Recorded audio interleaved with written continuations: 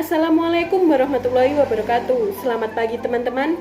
Bagaimana kabar kalian hari ini? Semoga menyenangkan ya. Baik, saya selaku moderator dari kelompok 8. Di sini kami ingin menjelaskan mengenai uji heterokedastisitas. Sebelum menjelaskan lebih lanjut mengenai apa sih uji heterokedastisitas itu, saya ingin memperkenalkan anggota dari kelompok 8 terlebih dahulu. Adapun nama-nama anggota dari kelompok 8 ini yaitu Novita Nurcahyani sebagai pemateri pertama, Afisya Sinta Balkis sebagai pemateri kedua, Melinia Febrianti sebagai pemateri ketiga. Selanjutnya, saya sendiri Wiga Windy Andini sebagai pemateri keempat sekaligus moderator. Dan selanjutnya yang terakhir ada Cindy Novita Sari sebagai pemateri kelima atau pemateri yang terakhir. Baik, di sini saya akan menjelaskan sedikit materi mengenai apa yang akan kita bahas dari uji heterokedastisitas ini. Yang pertama, kami akan menjelaskan mengenai definisi dari uji heterokedastisitas itu sendiri. Dan yang kedua, kami akan menjelaskan bagaimana sih sifat dan konsekuensi dari adanya heterokedastisitas. Dan yang ketiga, yaitu kami akan menjelaskan bagaimana cara mendeteksi dari adanya uji heterokedastisitas. Dan yang terakhir, kami akan menjelaskan tentang penerapan dari uji heterokedastisitas. Baik, langsung saja untuk pembahasan yang lebih lengkap yaitu dari Novita Nurcahyani sebagai pemateri pertama. Silakan Mbak Novita. Assalamualaikum warahmatullahi wabarakatuh. Saya Novita Nurcahyani akan menjelaskan tentang uji heterokedastisitas. Uji heterokedastisitas digunakan untuk mengetahui ada atau tidaknya penyimpangan asumsi klasik heterokedastisitas, yaitu adanya ketidaksamaan varian dan residual untuk semua pengamatan pada model regresi. Uji heterokedastisitas bertujuan untuk menguji apakah dalam model regresi linear terjadi ketidaksamaan varian dan residual satu pengamatan ke pengamatan yang lain. Model regresi yang baik adalah yang homokedastisitas atau tidak terjadi heterokedastisitas. Rumus regresi diperoleh dengan asumsi bahwa variabel pengganggu diasumsikan memiliki variabel yang konstan atau rentangan E kurang lebih sama. Apabila terjadi varian E tidak konstan, maka kondisi tersebut dikatakan tidak homokedastik atau mengalami heterokedastisitas. Sifat konsekuensi heterokedastisitas. Kenapa terjadi heterokedastisitas? Misalnya kita menganalisis data cross-section penjualan perusahaan-perusahaan dalam suatu industri. Residual akan sangat berkaitan lebih besar kecilnya perusahaan. Perusahaan yang besar akan mempunyai varian residual. Yang besar sebaiknya perusahaan yang kecil kemungkinan akan mempunyai varian atau residual yang kecil karena penjualan perusahaan yang besar lebih fluktuatif daripada penjualan perusahaan yang kecil. Contoh lain, hubungan kelompok kaya akan lebih fluktuatif daripada pengeluaran rumah tangga kelompok miskin. Heterokedastisitas dengan demikian akan sering ditemui dengan data cross-section, sementara itu data time sering jarang mengandung unsur heterokedastisitas. Hal ini terjadi karena menganalisis perilaku data yang sama dalam waktu ke waktu fluktuasinya akan relatif stabil. Konsekuensi dari pertahanan asumsi metode kuadrat terkecil atau OLS antara lain, jika kita mempunyai model regresi linear dengan heterokedastisitas dan kita masih mempertahankan asumsi yang lain, maka jika kita tetap menggunakan metode OLS, maka estimator dari beta 1 sama dengan rumus yang ada di samping. Dalam persamaan di atas tersebut, estimator B1 adalah bersifat linear dan tidak bisa dilihat kembali. penjelasan ini pada lampiran ketiga. Namun apabila varian residual mengandung unsur heterokedastisitas, maka variabelnya sebagai berikut. Bisa dilihat di PowerPoint. Dengan demikian, estimator B1 tidak lagi mempunyai varian yang minimum jika tidak menggunakan metode OLS. Bukti tidak adanya varian yang minimum bisa dilihat dalam lampiran 8.1. Oleh karena itu, estimator B1 yang kita dapatkan akan mengalami karakteristik sebagai berikut. Yang pertama, estimator metode kuadrat terkecil masih linear. Yang kedua, estimator metode kuadrat terkecil masih tidak bisa. Yang ketiga, namun estimator metode kuadrat terkecil tidak mempunyai varian yang minimum lagi.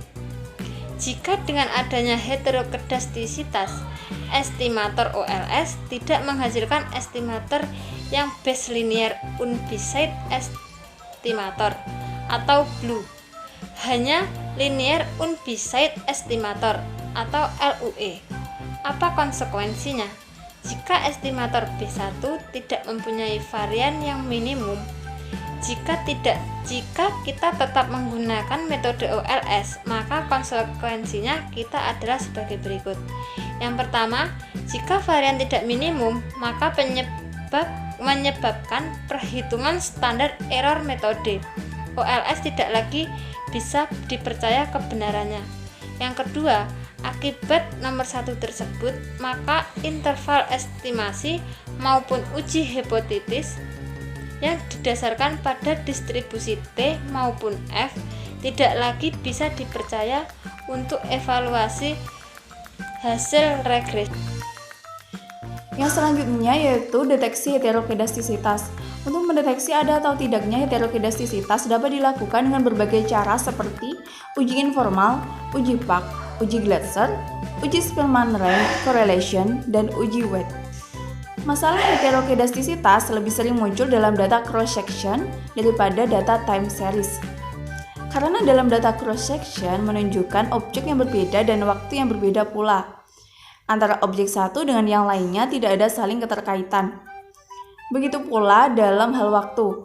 Sedangkan data time series antara observasi satu dengan yang lainnya saling mempunyai kaitan.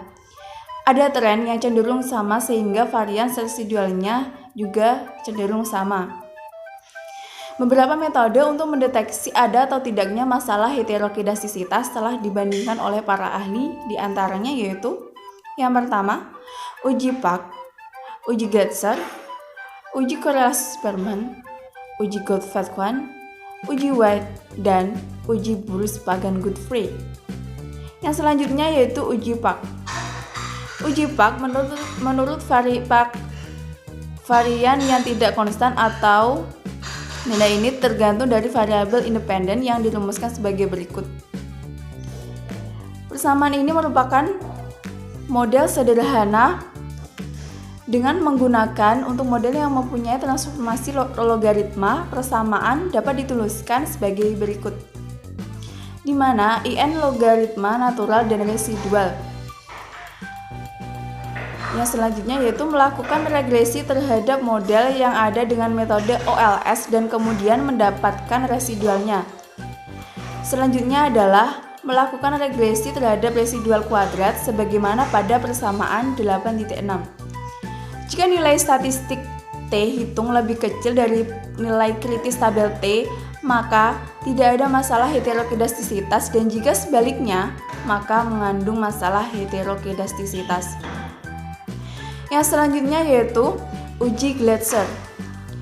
Sejalan dengan para ahli ekonometrika yang lain, yakni Glatzer, mengatakan bahwa varian residual nilainya tergantung dari variabel independen yang ada di dalam model.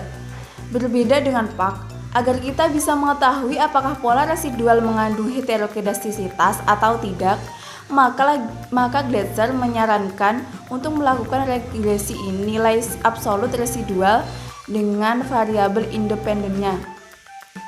Glatzer menyarankan untuk melakukan regresi fungsi-fungsi residual sebagai berikut. Bisa dilihat.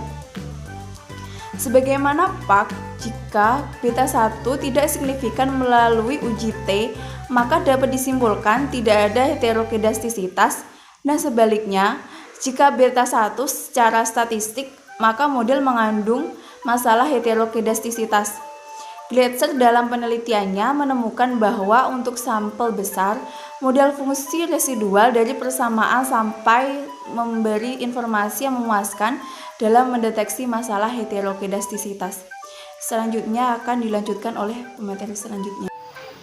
Assalamualaikum warahmatullahi wabarakatuh.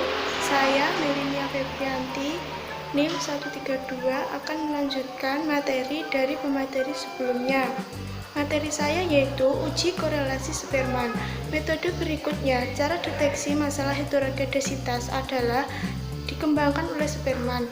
Untuk menjelaskan metode korelasi Spearman ini, kita definisikan terlebih dahulu korelasi yang dikembangkan oleh Spearman. Formula korelasi Spearman adalah sebagai berikut, di mana D adalah perbedaan rang antara residual EI dengan variabel independen X dan N adalah jumlah observasi.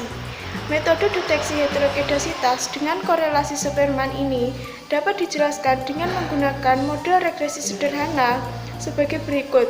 YI sama dengan B0 plus BI XI plus EI. Langkah yang harus dilakukan untuk menguji ada atau tidaknya masalah heterokedasitas dalam hasil regresi dengan menggunakan korelasi Spearman adalah sebagai berikut. Yang pertama, kita melakukan regresi persamaan 8.21 dan kemudian kita dapatkan residualnya. Cari nilai absolut residual dan kemudian di ranking dari nilai yang paling besar ataupun ranking dari nilai yang paling kecil. Lakukan hal yang sama untuk variabel independen X. Setelah keduanya di ranking, maka selanjutnya adalah mencari korelasi Spearman seperti pada persamaan 8.20. Diasumsikan bahwa koefisien korelasi dari rang populasi PS adalah 0 dan kurang dari 8. Signifikasi dari sampel rang korelasi Spearman RS dapat diuji dengan menggunakan uji T. Nilai statistik T hitung dapat dicari dengan menggunakan formula sebagai berikut.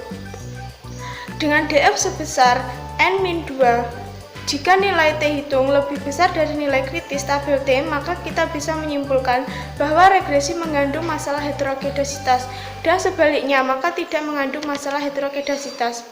Yang selanjutnya yaitu uji Goldfeld-Quandt. Goldfeld-Quandt kemudian mengembangkan metode heterokedasitas lebih lanjut. Metode Goldfeld-Quandt mengasumsikan bahwa heterokedasitas sigma I kuadrat merupakan fungsi positif dari variabel independen.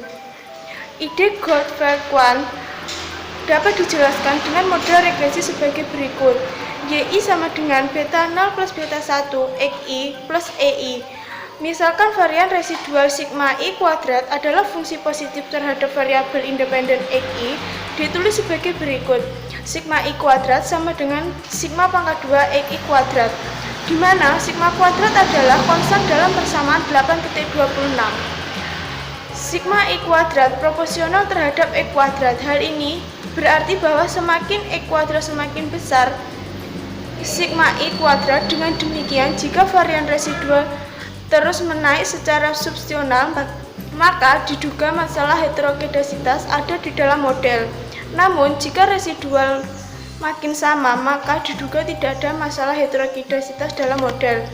Prosedur metode Goldfeld-Quandt adalah sebagai berikut. Yang pertama, mengurutkan data sesuai dengan nilai X, dimulai dari nilai yang paling kecil hingga yang paling besar. Menghilangkan observasi di tengah C dipilih sebagai a priori. Menurut Goldfeld-Quandt, C sama dengan 8 jika N sama dengan 30 dan C sama dengan 10 jika N sama dengan 16. Membagi data yang tersisa dalam kurung N min C dalam kurung tutup menjadi dua kelompok. Kelompok 1 berkaitan dengan nilai X kecil dan kelompok 2 berhubungan dengan nilai X besar. Yang ketiga, melakukan regresi pada setiap kelompok secara terpisah. Data setiap regresi terdiri dari N min C per 2 dengan degree of freedom N-C per 2 min 2. Jumlah C harus sekecil mungkin untuk menjamin tersedianya degree of freedom, sehingga menghasilkan estimasi layak untuk setiap regresi. Yang keempat, dapatkan RRSI yang berhubungan dengan nilai E kecil dan RRS2 yang berhubungan dengan nilai X besar. Nilai hitung rasio dapat dilihat di bawah ini. Jika diasumsikan bahwa EI didistribusikan secara normal dan homokedasitas, maka akan mengikuti distribusi F statistik dengan degree of freedom dalam kurung N min C min 2K per 2. Untuk pembilang dan penyebutnya, kita akan menolak hipotesis 0 tidak adanya heterokedasitas jika F hitung lebih besar dari nilai F kritis pada tingkat alfa tingkat tertentu. Terima kasih. Baik, saya Wiga Windy Andini sebagai pemateri keempat akan menjelaskan mengenai uji Bose-Pagan-Godfrey. Bose-Pagan-Godfrey merupakan metode yang tidak memerlukan penghilangan data C dan pengurutan data sebagai alternatif dari metode konvensional. Berdasarkan perhitungan dengan metode Bose-Pagan-Godfrey, diperoleh bahwa H0 ditolak, yang itu artinya terdapat masalah heterokedastisitas dalam model, sehingga diperlukan adanya perbaikan pada model agar tidak menyesatkan kesimpulan. Persoalan heterokedastisitas dapat ditangani dengan melakukan pembobotan suatu faktor yang tepat, kemudian menggunakan metode OLS terhadap data yang telah diboboti pemilihan terhadap suatu faktor. Untuk pembobotan tergantung bagaimana sisaan berkolerasi dengan X atau Y. Jika sisaan proporsional terhadap XY, maka model akan dibagi dengan IX. Jika sisaan adalah proporsional dengan sehingga model akan dibagi dengan XI2. Selain proporsional dengan X1 dan XI2, bisa juga diasumsikan bahwa pola varian sisaan adalah proporsional dengan E buka kurung YI tutup kurung 2, sehingga dibagi dengan E buka kurung YI tutup kurung. Selanjutnya yaitu uji White. Tidak seperti uji Goldfein-Quan yang memerlukan pengurutan amatan yang bersesuaian dengan variabel X yang diduga menyebabkan heterokedastisitas, atau uji Bose-Pagan-Godfrey yang memerlukan asumsi kenormalan. Uji White tidak memerlukan asumsi kenormalan, misalkan model regresi berbentuk YI sama dengan beta 0 ditambah beta 1, X1I ditambah beta 2, X2I ditambah UI. Prosedur uji White adalah sebagai berikut. Hitung sisaan dari model yang di atas, selanjutnya lakukan regresi seperti yang ada di PPT. Catatan kuadran sisaan pada regresi awal diregresikan dengan X, kuadrat, dan perkalian silang dari regresor. Regresor dengan tingkat yang lebih tinggi dapat digunakan. Intercept dapat dimasukkan ke dalam model, meskipun misalnya regresi awal tidak berisi intercept. Hitung R2 dari ini. Hipotesis nol uji ini adalah tidak terdapat heterokedastisitas. Secara asimptotik, N R pangkat 2 X pangkat 2 dengan derajat bebas sejumlah banyak regresor termasuk intercept. Jika nilai Q kuadrat yang diperoleh melewati nilai kritis, kita simpulkan terdapat heterokedastisitas. Selanjutnya yaitu penyembuhan heterokedastisitas. Jika heterokedastisitas masih menghasilkan estimator yang linier dan tidak bisa namun tidak lagi efisien karena kita mempunyai varian minimum. Akibatnya kita tidak bisa mengevaluasi hasil regresi.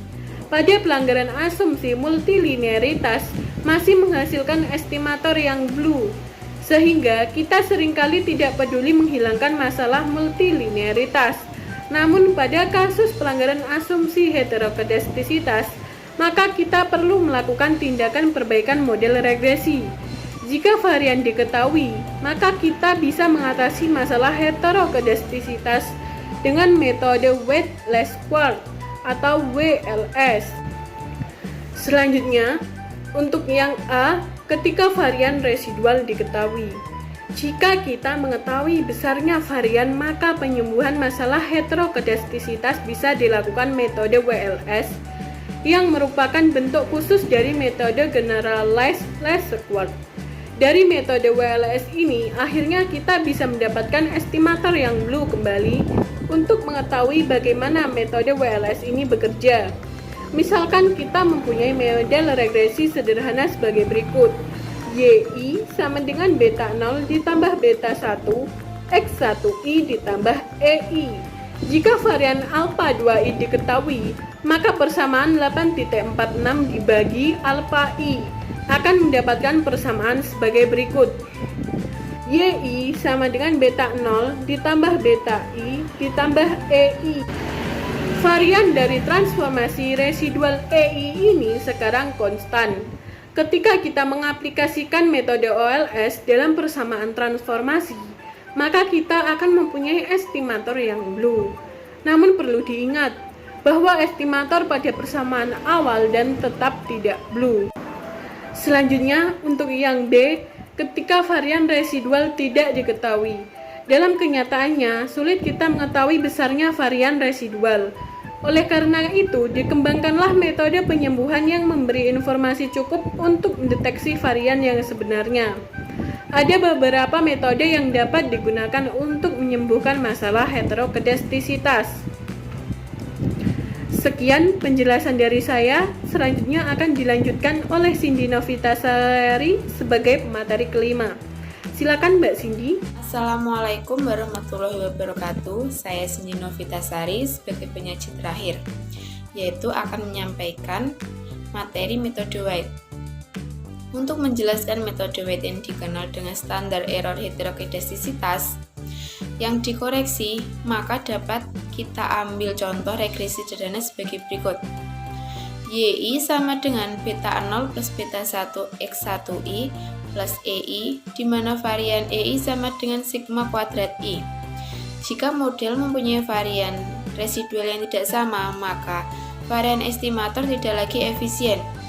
Lihat lampiran bab 8. Varian estimator beta 1 menjadi varian beta 1 sama dengan sigma X kuadrat I alpha I kuadrat per dalam kurung sigma X kuadrat I kuadrat. Karena alpha I1 kuadrat tidak bisa dicari secara langsung, maka White mengambil residual kuadrat dari persamaan 8.51 sebagai proksi alpha I kuadrat. Kemudian varian estimator beta 1 sebagai berikut. Varian beta 1 sama dengan sigma X2 I EI kuadrat per dalam kurung sigma X2I kuadrat. Sebagaimana ditunjukkan oleh White, varian beta 1 dalam persamaan 8.52 adalah estimator yang konsisten dari varian dalam persamaan 8.51. Ketika sampel bertambah, maka varian persamaan 8.52 akan menjadi varian persamaan 8.51. D. Mengatasi